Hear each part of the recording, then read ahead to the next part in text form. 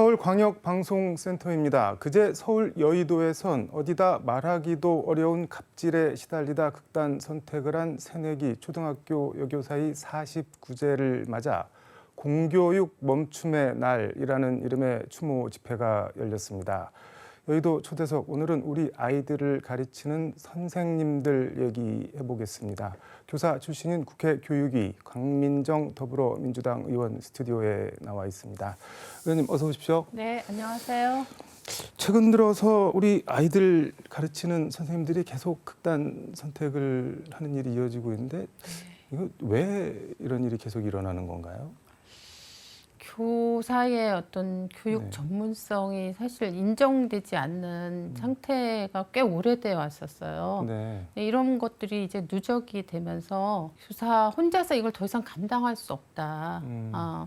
그것을 몸으로 말해주신 분이 이제 서희초 선생님이셨고, 급별, 학교 급이 초등이냐 중등이냐 고등이냐 이런 관계없이, 그다음에 이제 성별도 관계없이, 그리고 경력이 새내기 선생님인지 10년, 20년 된 선생님인지 관계없이 이렇게 되니까 선생님들은 굉장히 더 교대 나와서 초등학교 교사 처음 들어갔을 때는 정말 여러 기대랑 이런 거 가지고 들어갔을 텐데, 그런데 이렇게 극단 선택을 했는데 결과는 있는데 원인은 뭐 없다 모른다 지금 이런 상태인 거네요. 아직 정확하게 사건의 진상이 수사를 통해서 밝혀지지 않은 상태. 그래서 49제 때도 그렇고 그 직전에 9월 2일 날 25만 명에서 30만 명의 선생님이 모이셨는데 그때도 계속 진상 규명하라는 구호가 지금 사건이 일어난 지 거의 한 달 반, 두 달 쪽으로 가고 있는데 여전히 그런 구호가 이제 나오는 상황이 된 거라고 봅니다.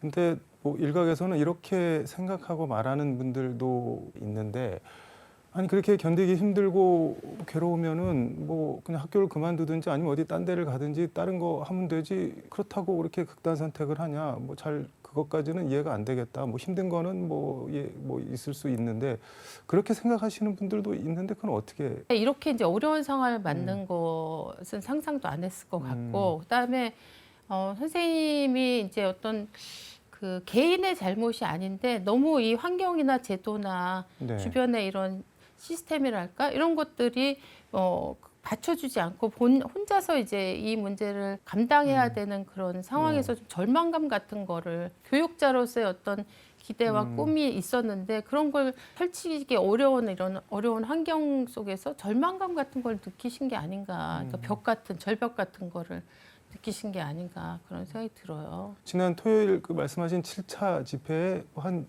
25만에서 30만. 네, 25만에서 30만. 제가 전국의 현장에 교사가 있었거든요. 몇 분이나 되시나요, 전국? 전국의 교사가 50만 정도 돼요. 유초, 중고 다 그러면 하면 50만. 절반 가까이 여의도로 오신 거네요? 절반 이상 오신 거죠.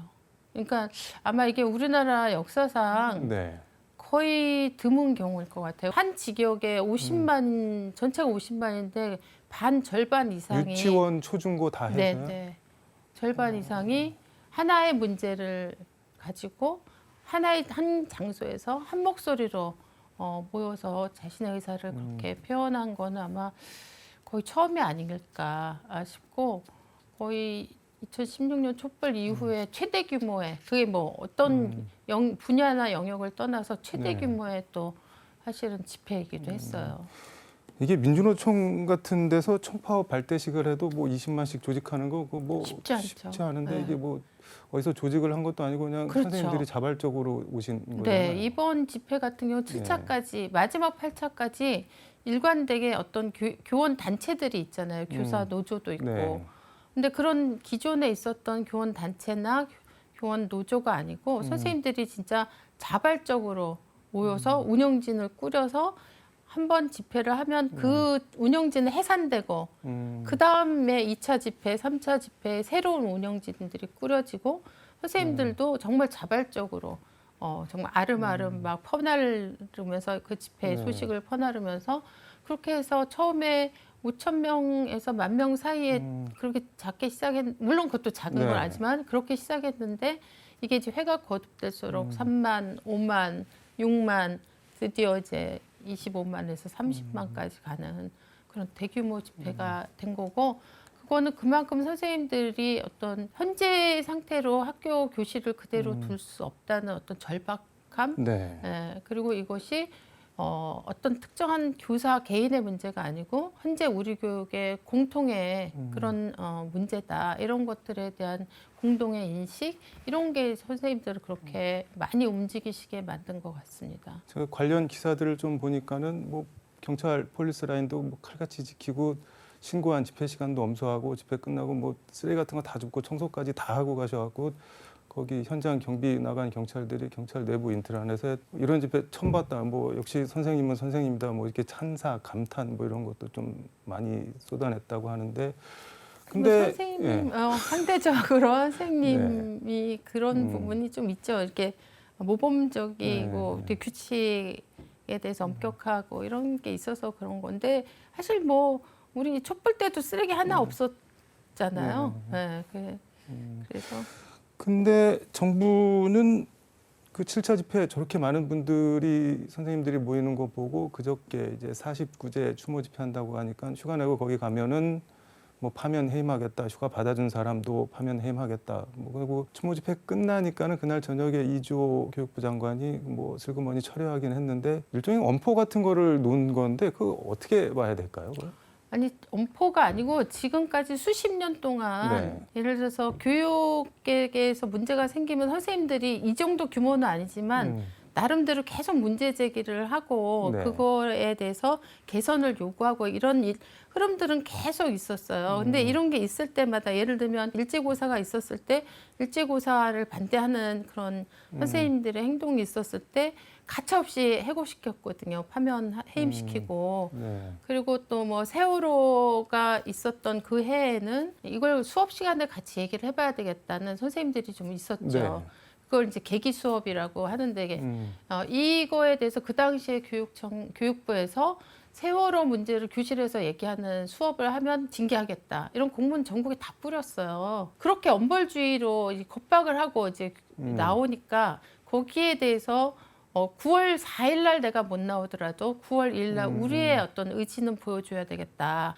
오히려 거꾸로 이제 교육부가 그렇게 강경하게 나오고 징계나 형사 처벌까지 막 공문에다가 썼기 때문에 그래서 선생님들이 더 많이 참여하게 된 그런 계기였다고 생각하는데 이번에 예외적으로 이제 교육부가 방침을 어떻게 보면 스스로 철회한 거의 드문 경우 중에 하나예요.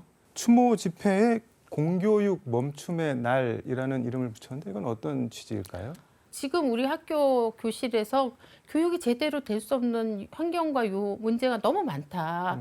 이런 것들을 좀 근본적으로 성찰하는 하고 개선할 수 있는 해결책을 같이 생각해보는 그런 시간을 갖자. 물론 이제 첫 번째는 서유천 선생님의 추모를 같이 하자.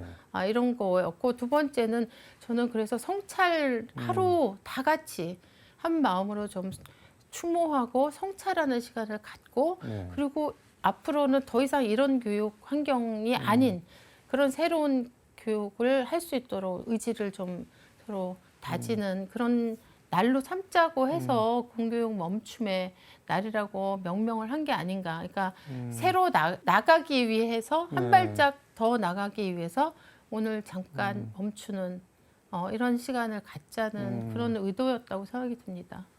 이게 뭐 켜켜이 쌓인 문제들이 많을 텐데 너무 많죠. 단순화해서 뭐 이게 해결책이다라고 할 수 있는 거는 뭐 사실 어렵겠지만 지금 이제 국회에서는 이 문제가 됐던 교권 침해와 그다음에 선생님들이 부당하게 아동학대로 고소되거나 이런 경우가 되게 많아요. 근데 사실은 예를 들면 아이들이 떠드는데 그 떠드는 걸 하지 말라고 제지하고 타이르고 이러는 건 너무 당연한 교육 활동이었잖아요. 근데 여기에 대해서 아주 일부 학부모이긴 하지만 왜 우리 아이를 심리적으로 위축되게 했냐. 그거는 아동학대법에 의한 정서적 학대다. 이런 식으로 해서 교사를 고소하는 경우들이 현장에서 벌어지니까 선생님들이 아이들의 교육 과정에서 필요한 적극적인 어떤 교육 활동 행위를 할 수가 없게 돼버렸거든요. 그래서 국회에서는 그 교권 침해의 행위와 그다음에 불필요한 무고성 악동 학대를 네. 어떻게 하면 줄일 수 있을까를 입법적으로 해결하기 위한 논의를 지금 3차에 걸쳐서 매주 한 번씩 했고 내일 또 네.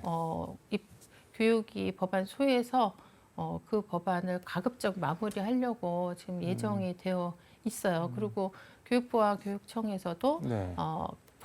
법만 가지고 되는 건 아니기 때문에 그 법을 또 구체화시키는 정책이나 이런 새로운 제도를 만들기 위한 어떤 논의들을 하고 있는 거죠. 근데 너무나 안타까운 것은 사실은 이게 선생님들이 감당할 수 없는 이런 상황들에 선생님이 개인적으로 감당하게 만들어 놓은 문제를 해결하려면 여러 가지가 바뀌어야 되는데 네. 예를 들면 예산이나 네. 그다음에 인력이나 이런 것들이 사실 뒷받침되지 않으면은 네. 이게 다 공룡불이 되거든요. 근데 교실 안에서 뭐 가령 뭐 배째라 뭐 이렇게 해도 어떻게 제지를 못 하나요? 못하죠. 예, 그걸 예전에는 안 그랬는데 이렇게 제지하는 행동에 대해서 학부모님들이 그거를 이제 아동학대법의 정서적 학대 뭐 이런 식으로 해서 아동학대를 고소를 하는 거예요. 고소하고 나서 이게 법원에 가서 재판 과정을 거치면 절차를 거치면 사실 대부분 무고성, 근데 유죄로 그 되는 경우 과정이 거의 없거든요. 엄청 힘들고 피폐해지죠. 그렇죠. 그러니까 재판단이라는 게. 선생님들은 이게 이제 소송으로까지 자기가 휘말릴 수 있다고 나도 그런 일을 당할 수도 있다는 그런 불안과 두려움이 생길 수밖에 없기 네. 때문에 학생들과의 수업에서 교육 활동을 할 때 훨씬 더 필요한 예전에는 했었던 일, 행위들이나 말들이나 그런 활동들을 못하게 되고 위축되는 상황이 이제 벌어지는 거죠. 그러니까 이제 교사는 뭐 우스갯말로 아무것도 안 해서 아무 문제도 안 일어난다. 우리 반에는 소송도 민원도 없다. 이런 뭐 이야기가 나올 지경까지 갔죠. 그러니까 이게 뭐 선생님 개인기나 선생님 개인이 감당하게 둘 게 아니라 학교라는 시스템 안에서 그렇죠. 해결을 하도록 해야 될 것 같은데 상당히 갈 길이 좀 멀어 보이긴 하네요. 그렇죠. 그렇지만 해결하지 않으면 네. 사실은 선생님들이 자기가 아이들에게 자기의 어떤 교육 활동에 필요하다고 생각하는 네. 그런 활동을 할 수 없게 되면 사실 교육은 거의 무너지는 거거든요. 네. 윤석열 대통령이 수석 비서관 회의에서 현장 교사들 목소리 깊이 새겨서 교권 확립, 교육 현장 정상화에 만전을 기해달라 이렇게 지시를 했다고 대통령실 대변인이 정했는데 지금 이 정부의 뭐 이런 교육 정책 같은 거는 전반적으로 어떻게 보고 계신가요? 지금 윤석열 정부는 네. 계속 그 교사 수를 줄이고 있었어요. 교사 수를 그리고 어떻게 줄이나요? 줄이고 있죠. 이제 교사 정원을 감축하는. 왜냐하면 학생 수가 준다. 그러니까 앞으로 학생 수가 줄 거기 때문에 선발하는 이 인원 자체를 아주 과감하게 대폭적으로 줄이는 이런 방향에서 정책을 펴왔고, 그다음에 이제 이 교육 유초 중고 교육과 관련돼서는 예산이 주로 지방교육 재정 교부금이라고 하는 예산이 중심이 돼서 이제 집행이 되는데 이 지방재정 교육 교부금도 너무 많다. 그래서 이거를 막 잘라내서 예산과 인력을 정부가 과감하게 보강하고 확보해 주는 거에 일차적으로 사실 매달려도 지금의 이 공교육 상황이라고 하는 게 너무 절망적인데 아까 말씀하신 것처럼 그냥 며칠 상간에 선생님들이 계속 그냥 목숨을 끊는 일이 이제 너무 다반사의 일상이 돼버린 이 지경까지 왔는데도 여전히 그런 기존의 정책 방침을 바꾼다는 얘기를 아직 들어보질 못했어요. 아니, 어느 조직이나 제일 필요한 게 인력, 돈 이건데 그렇죠. 사람이랑 예산을 줄이고 있다는 거네요. 그러니까. 지금 줄이는 방향이 윤석열 정부의 교육 정책의 일관된 방침이었습니다. 시간 관계에서 요거 하나만 더 여쭤보고 마무리를 해야 될 것 같은데 의원님 페이스북 보니까는 동상 암살이라는 제목의 시를 공유를 하셨던데 이게 보니까는 동상도 암살된다 이렇게 시작을 해서 죽어서 겨우 살아난 동상들이 암살되고 있다. 독립전쟁 영웅 5 동상이 지금 빗속에 울고 있다. 이렇게 끝나는 시던데 공유를 하신 이유가 있을 것 같은데요. 이제 육사에서 5번의 그 독립운동 하시던 분들의 흉상을 제거하겠다는 문제가 이제 제기되자마자 굉장히 국민들이 좀 분노하셨잖아요. 네. 근데 그 서혜성이라고 하시는 작가분이 계셔요. 네. 근데 그분이 그런 국민들의 마음을 너무나 적절하게 저는 시로 올려주셨더라고요. 그래서 네. 제가 너무 공감이 돼서 사실은 한 번 죽은 사람을 동상으로 만들었는데 그 동상조차 이제 제거하겠다고 얘기하는 거니까 이건 일종의 말은 두 번 죽이는 거고 부관참시하는 거다. 저는 그런 생각을 하고 있었는데 예, 서혜성 선생님의 그 동상 암살이라고 하는 시가 보여서 공유를 했죠. 이 사실은 지금 이 홍범도 흉상 철거 문제는 사실 진보 보수 이런 문제가 아니라고 생각하거든요. 네. 우리나라 헌법의 전문에 우리나라의 출발이 토대가 된 게 네. 3.1운동 독립운동과 임시정부의 법통이라고 하는 게 명확하게 돼 있잖아요. 근데 독립운동에 정말 자기 자신은 물론 온 가족을 헌신하고 희생시켰던 분들이 너무 많고 그중에 대표적인 분이 사실 홍범도 장군인데 이분의 흉상을 지금 육사에서 제거하겠다고 하는 거는 우리나라 헌법의 기초 정신을 저는 부정하는 거라고 생각합니다. 왜 그럴까요, 그런데?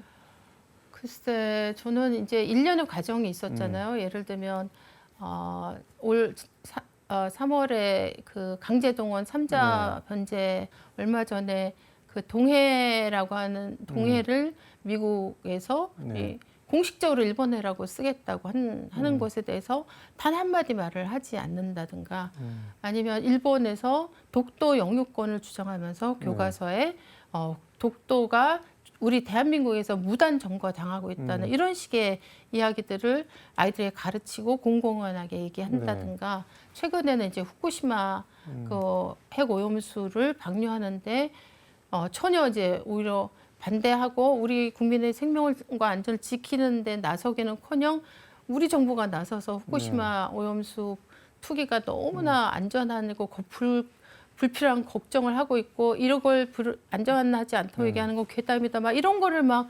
홍보하는데 정부 예산을 쓴다든가 이게 일련의 어떤 흐름이 있고 이 윤석열 정부는 제가 볼 때는